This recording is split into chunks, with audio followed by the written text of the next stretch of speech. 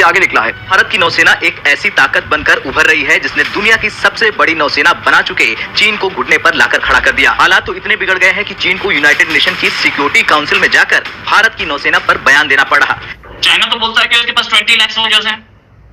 वो बोलेगा जी, उसके आंकड़े को कौन मानेंगे? वो तो फर्जी नंबर है, बिल्कुल फर्जी नंबर है। ये भी एक हकीकत है कि भारत का एटमी प्रोग्राम जो है वो पाकिस्तान से बहुत पहले शुरू हुआ था। भारत के 8 एटमी रिएक्टर जो हैं वो इंटरनेशनल जो सेफ गार्ड्स हैं उसकी रिजीम से बाहर हैं। भारत एक तरफ डिफेंस एक्सपोर्टर बनना चाहता है, लेकिन एक बड़ी तादाद में भारत जो है वो असला खरीद रहा है। कल भारत ने 1.44 लाख करोड़ का 1.44 लाख करोड़ का डिफेंस एक्विजिशन काउंसिल ने बोल दिया कितने का हथियार खरीद लो, और बोला कि 99% मेक इन इंडिया होगा। कि भारत यकीनी तौर पे एक आलमी सतह पे एक तौसी पसंदाना सोच रखता है। उसके बारे में मैं ये समझता हूँ कि जो मगरबी ताकतें हैं वो उतना तशवीश का इजहार नहीं करती जितना कि उनको करना चाहिए। एमुनेशन एंड पिस्टल मेकर एक कंपनी है 6 और उन्होंने ये अनाउंस किया है कि भारत जो है एक नया उसने ऑर्डर दिया है तकरीबन 73,000 राइफल्स का। बहुत महंगा ऑर्डर है ये। अगर आपको कल की लड़ाई लड़नी है तो ये जो आपके पास हथियार है ना, ये सफिशिएंट नहीं है, क्योंकि चाइना के पास ये है और चाइना पाकिस्तान को ये दे रहा है। इसलिए आपको एक बेहतर प्लेटफॉर्म चाहिए जिससे आप इनका सामना कर सकें और उनको हरा सके। देखिए दोस्तों, साफ सीधी बात है, आपका हथियार दुश्मन के हथियार से बेहतर होना चाहिए। बस गलवान घटना के समय हमें ये पता चला, ये इंफॉर्मेशन मिला कि हमने जितनों को मारा है, शायद 100 को मारा है, 40 को मारा है, ये तो बहुत आंकड़े हैं, जितनों के भी हमने मारा है उससे 10 गुना ये लोग बिना ऑक्सीजन के वहीं मर गए हैं लोग, मतलब पूरे लाइन ऑफ एक्चुअल कंट्रोल में। तो ये है उनका हाल। एटमी वॉरहेड्स की तैयारी में भारत 172 एटमी हथियारों के साथ पहली बार हमसे आगे निकला है। क्या इसकी वजह भारत के तौसी पसंदाना अज़ाइम हैं या फिर पाकिस्तान के दाखिली मसाइल? देखिए, ये जो मुख्तलिफ तखमीने सामने आते रहते हैं कि मुख्तलिफ दुनिया की एटमी ताकतों के पास कितने एटमी हथियार मौजूद हैं, ये एक अंदाजे होते हैं, लेकिन इनको वेरीफाई करना और उनकी हकीकत जानना इतना आसान नहीं है, क्योंकि एक दो ममालिक के अलावा कोई भी मुल्क जो है अपने एटमी हथियारों के जखीरे का साइज या तादाद बाज़ाब्ता तौर पे अनाउंस नहीं करता, डिक्लेयर नहीं करता, और ये क्लासिफाइड हसास मालूमात समझी जाती हैं। अलबत्ता ये जो तज्जिया और तखमीना सामने आया है जिसके मुताबिक भारत की एक एटमी हथियारों की एक तादाद या मिक़दार मुतय्यन की गई है, ये एक मगरबी असेसमेंट है और जो कि हक़ाइक़ से बिल्कुल मुताबिकत नहीं रखती है। और दूसरी बात ये है कि ये भी एक हकीकत है कि भारत का एटमी प्रोग्राम जो है वो पाकिस्तान से बहुत पहले शुरू हुआ था। भारत के 8 एटमी रिएक्टर जो हैं वो इंटरनेशनल जो सेफ गार्ड्स हैं उसकी रिजीम से बाहर हैं और वो हथियार एटमी हथियार बनाने के लिए दस्तयाब हैं, जबकि पाकिस्तान की जो एटमी सलाहियत है उसका मकसद सिर्फ इस खित्ते में अमन को क़याम रखना है और भारत के तौसी पसंदाना अज़ाइम या जारहाना अज़ाइम की हौसला शिकनी करना है और इस खित्ते में अमन का देरपा क़याम मुमकिन बनाना है। जबकि भारत यकीनी तौर पे एक आलमी सतह पे एक तौसी पसंदाना सोच रखता है और उसकी ये जो सलाहियत है उसके बारे में मैं ये समझता हूँ कि जो मगरबी ताकतें हैं वो उतना तशवीश का इजहार नहीं करती जितना कि उनको करना चाहिए। सैयद मोहम्मद अली साहब, पाकिस्तान की एटमी सलाहियत और वेपन्स की तैयारी की बुनियाद जो है वो भारत के तौसी पसंदाना और जारहाना अज़ाइम है। क्या भारत भी पाकिस्तान को अपने लिए इसी तरह खतरा समझता है या इसकी तैयारियां चीन से मुकाबले के लिए हैं?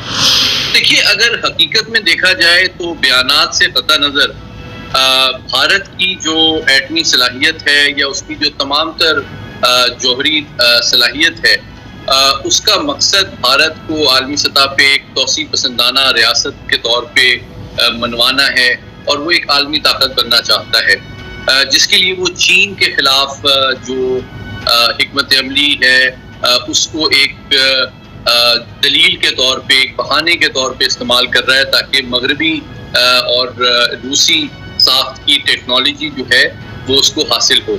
ये एक हकीकत है कि मगरबी ताकतों से उसको जदीद तरीन रवायती हथियार की टेक्नोलॉजी मैसर आ रही है, जबकि रूस से उसके तमाम तर एटमी रिएक्टर जो हैं वो रूसी साख्ता हैं और वहाँ से उसको टेक्नोलॉजी मैसर आ रही है ताकि वो दुनिया की आंखों में ये धूल झोंक सके कि वो चीन के खिलाफ एक महाज खोल सकता है, जबकि हकीकत ये है कि उसकी ज़्यादातर जो सलाहियत है और जो उसके जारहाना अज़ाइम हैं वो जनूबी एशिया के खित्ते में और खुसूसन पाकिस्तान दुश्मनी पर मबनी है। तो भारत एक तरफ डिफेंस एक्सपोर्टर बनना चाहता है, लेकिन एक बड़ी तादाद में भारत जो है वो असला खरीद रहा है। आपको शायद नहीं पता, माजरत चाहता हूँ, आपको शायद नहीं पता, लेकिन मैं बताता चलूँ कि भारत तकरीबन 73,000 के करीब 6716 राइफल्स जो है वो खरीद रहा है। और ये एमुनेशन एंड पिस्टल मेकर एक कंपनी है 6 और उन्होंने ये अनाउंस किया है कि भारत जो है एक नया उसने ऑर्डर दिया है तकरीबन 73,000 राइफल्स का। बहुत महंगा ऑर्डर है ये।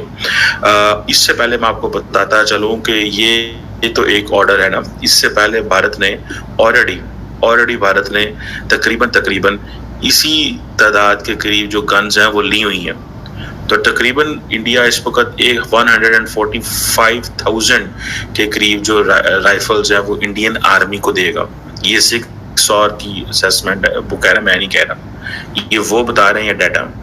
अब ये जो इंडिया अपनी जो फोर्सेस को मॉडर्नाइजेशन कर रहा है, ठीक है जी, और अब 6 और ये कह रहा है, I think I have to, मुझे जिसकी प्रोनाउंसिएशन है वो यही है, it used to be a German company, then I think Swiss company, then बिक गई अमेरिकियों के हाथ में, अमेरिका में इस वक्त है ये।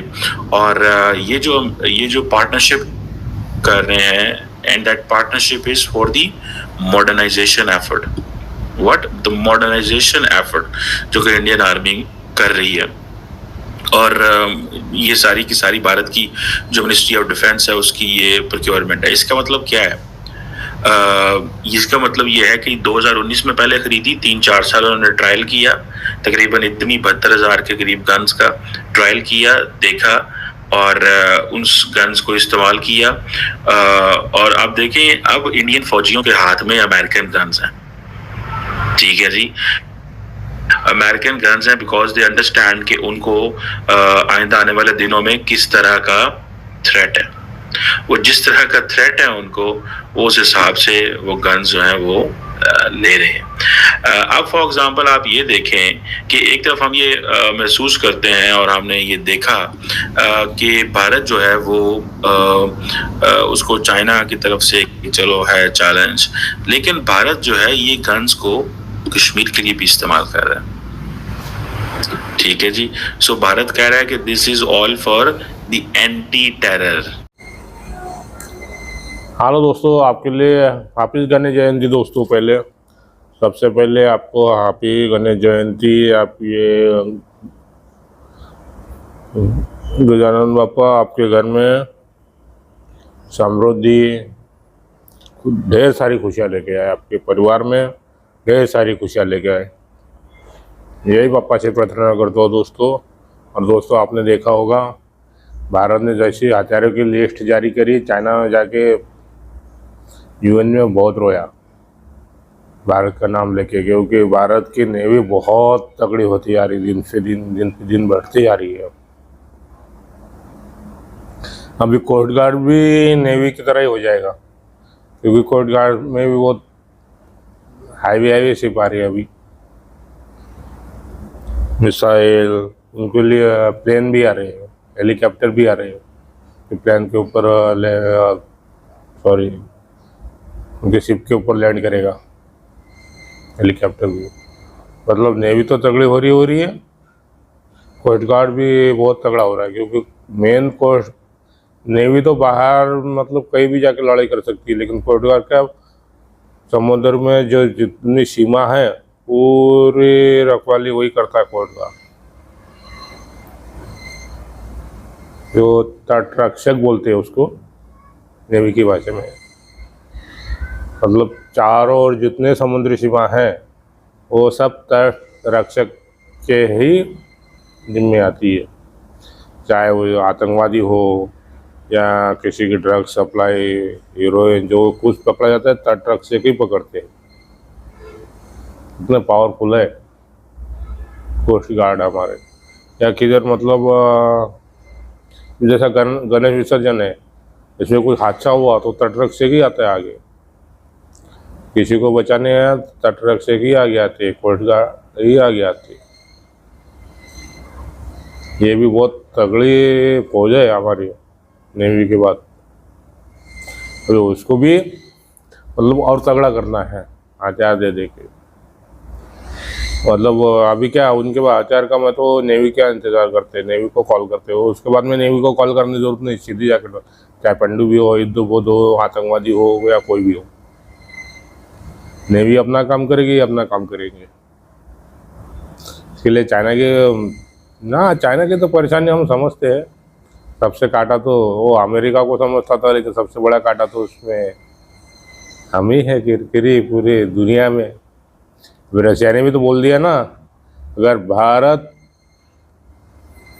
नेगोशिएशन के लिए तैयार है, मतलब सुलह करने के लिए तैयार है यूक्रेन और रशिया के बीच में, तो रशिया अभी युद्ध रोक देगा,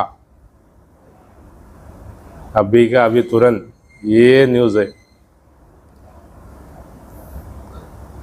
भाई, हमने वो इज्जत कमाई है ना कोई किसी, लेकिन हिंदुस्तान के ऊपर सब भरोसा करते हैं, क्योंकि हमने भरोसा कमाया है। विश्वास कमाना पड़ता है अपनी मेहनत से, किसी के पीछे पीठ पे खंजर खूब से उसके नहीं आता है। विश्वास कमाना पड़ता है भाई, बराबर है ना। तो विश्वास भरोसा कमाना पड़ता है। एक बार भरोसा टूटा सब टूटा है, सब रिश्ते खत्म हो जाते हैं।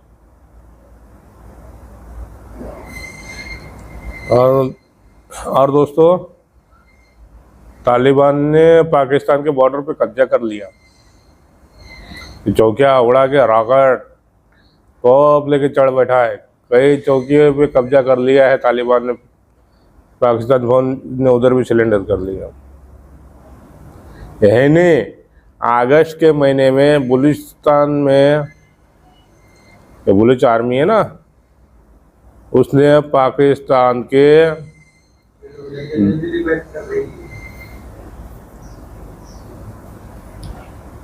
बलूचिस्तान ने 254 पाकिस्तानी को ठोका खाली अगस्त महीने में। ये महीने की रिपोर्ट छोड़ो, उसमें कर्नल, लेफ्टिनेंट जनरल, उनके सब, लेकिन सब पंजाबी है उसमें, सिंधी नहीं, केपीके वाला नहीं, बलूचिस्तान जो पंजाबी है, पंजाबी आर्मी वाला दे दनादन जो पंजाबी आर्मी में घुसने के लिए मना कर दिया है। पंजाबी कोई नहीं घुसेगा, कोई पाकिस्तान में पाकिस्तान के सैनिक नहीं घुसेगा बलूचिस्तान के अंदर। यहाँ तक कि पाकिस्तान का झंडा भी मना है।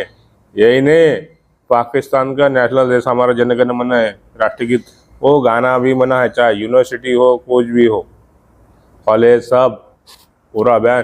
चाइना को तो पूरा घेर रखा है गौदर में, निकलो वहाँ से, निकलो, तो तुम भी मारे जाओगे। ये हाल है पाकिस्तान का दोस्तों। इसका वीडियो आ जाएगा शाम को, मैं अभी आपको बता रहा हूँ।